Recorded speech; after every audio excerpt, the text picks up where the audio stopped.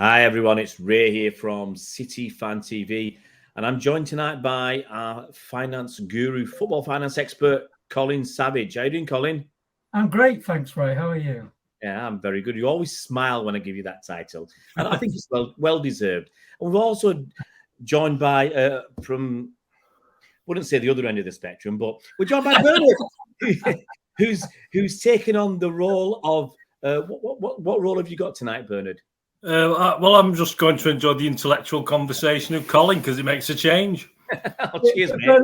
Bernard can play the simpleton, so if he understands, I'm the dummies. I'm the financial for dummies. I'm that little buckler. What, Bernard? No acting required there, mate. You got the easiest job of the three. Right. So, what we're going to be talking about is obviously football finances. Now, this video is the first of three parts that we're going to be doing, talking about FFP. So the first video is going to be the background to FFP and the real reasons it was set up and who helped set it up and why they did it. Then we're going to talk about the history of City and what happened with FFP up to the UEFA charges. Okay, so that'll be the first video. The second video will be the UEFA charges back in the day, a few years back, and the Court of Arbitration for Sport and what happened there. I think that's well worth going over again to remind people actually what happened there, because there's been a lot of revisionism going on lately. And that's going to be part of our third video, which is going to be the 115 Premier League charges. And because it was just a few days ago, we will take to task that Piers Morgan show that he did a few days ago. He had David Dean on, and David looked a little bit uncomfortable. But that'll be the third part of this series, and hope you're going to enjoy them. So we're going to start off by bringing Colin Savage in. I'm going to put him up on the big screen. There we go, Colin. And we're going to start by asking you, Colin, why was FFP set up, and who or which clubs or which organisations were behind its formation? Well, I mean, you can look at this in two ways, can't you? You can take the view that UEFA were desperately concerned about runaway finances in football and were keen to make sure that clubs didn't spend themselves out of existence or spend themselves into huge amounts of debt. Or you could take the probably more realistic view that there was a bit of a panic when they saw City taken over by Sheikh Mansour and the amount of money that was available. Now, it's interesting because people often say, oh, well, no, FFP was brought in because of Chelsea and Roman Abramovich, but FFP started being talked about in 2009. Now, Abramovich came along early 2000s, didn't he? So they had 9 years to think about it, if that was the case. Only a year after our takeover. And the suspicion has got to be, as it's been all along, that there were certain clubs that weren't wanted to restrict spending, wanted to protect their own position, basically. And we know who those clubs are, you know, the old G14 cartel. Yeah. So FFP was brought in, and Platini, who was it Secretary General of UEFA at the time, made great play about it being a prudence measure to tackle debt. But of course, debt got dropped because a lot of the big clubs were in debt. So, you look at Manchester United, for example, currently £1 billion of debt, gross debt, in various forms. So Platini made all these noises about it being there to protect clubs against overspending. But I think we've discussed this before. I think we did it with Kieran Maguire, didn't we? It's a very, very poor measure. It really doesn't attack the real problems of clubs that overspend because they spend more cash than they earn.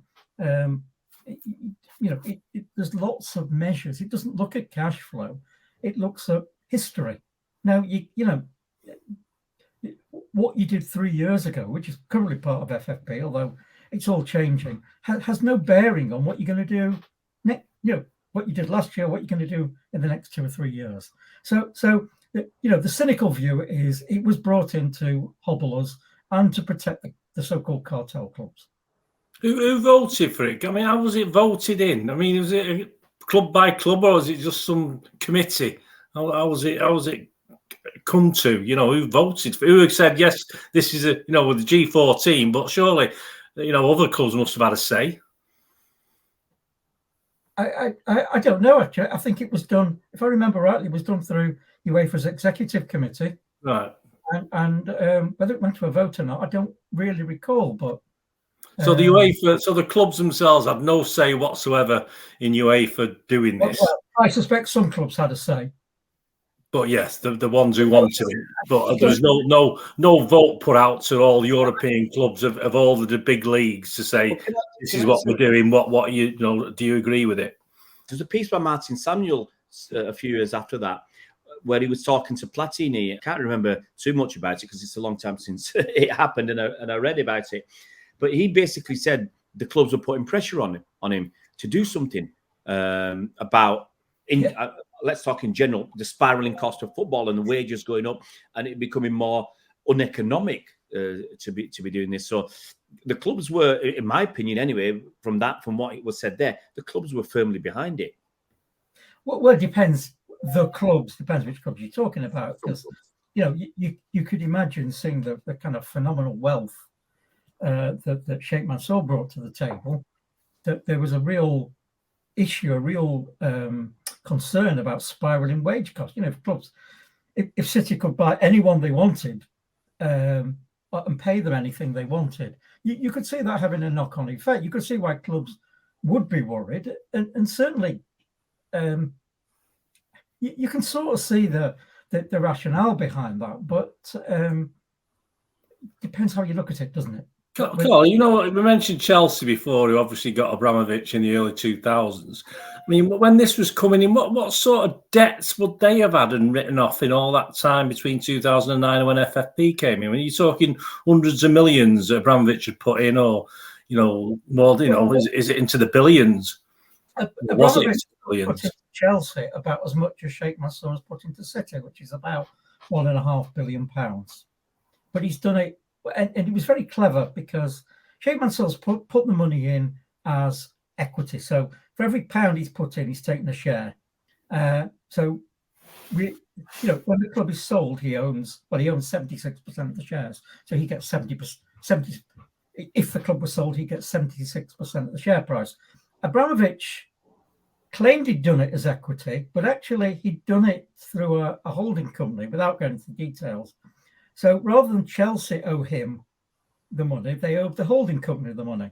So I think it was about 1.6 billion at one point. But yeah, Roman Abramovich put in about the same as Sheikh Mansour has put in today to Chelsea. Yeah, would Chelsea have wanted this FFP as a club at that time? Would they have voted for it? For instance, if it went to a vote, would they have said, "Oh yeah, it's a good idea this," because they'd already spent the money, or would it have been a negative for them as well? Hard to say, isn't it? I can't put myself in Chelsea's shoes, but I suspect if there wasn't any FFP, they wouldn't have been pushing.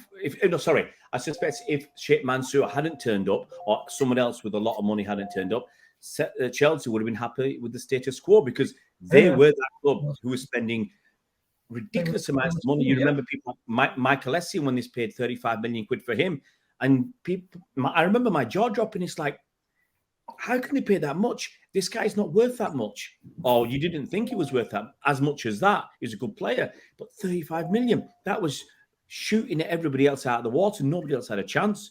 So I actually think if Sheikh Mansour wasn't there, no, the rich owners were there, Chelsea were quite happy for it to, for the status quo to continue. Yeah. So that was FFP. You can take the. What was the official date that it came in, Colin? From what season did it start? 2000. Well, right. They started talking about it 2009. So 2009 time they put it together.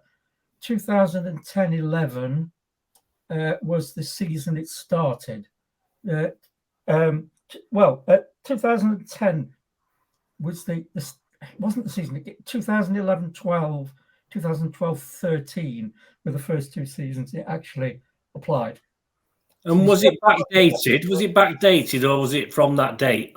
No, it's from 2011-12 was the first season it applied to. But so anything spent before then wouldn't have come under any ruling FFP. Wouldn't have come under any FFP. Of course, that was one of the issues with UEFA's case against us. They were looking at stuff with which was predated FFP. So we're going to move on then, Colin, to City's run-ins with FFP and the issues up until the UEFA charges. Yeah, well, as we know, FFP, the first application of FFP was for 2 seasons, 2011-12, 2012-13. In those seasons, we made something just under £300 million worth of losses in aggregate. So we failed FFP. Now, what annoyed the club was there was as we've talked about before, there was a provision in one of the annexes that if you could satisfy certain criteria around player contracts, player wages, you would escape punishment. And we looked to be on course to do that. But then UEFA, and we've been talking to UEFA about this as well, apparently, I'm told, reliably told. Then UEFA kind of moved the goalpost very slightly, but just enough to put us on the wrong side of them. So that's why we were punished for our FFP failings. And in fact, trying to avoid that has probably has a not direct effect on some of the UEFA charge and the Premier League charges. So obviously in 2014 we were fined by UEFA, but we agreed a settlement, is the correct term. We'd failed FFP, we'd failed to be able to take advantage of this sort of get out clause, which would have avoided any punishment. So we suffered some sanctions.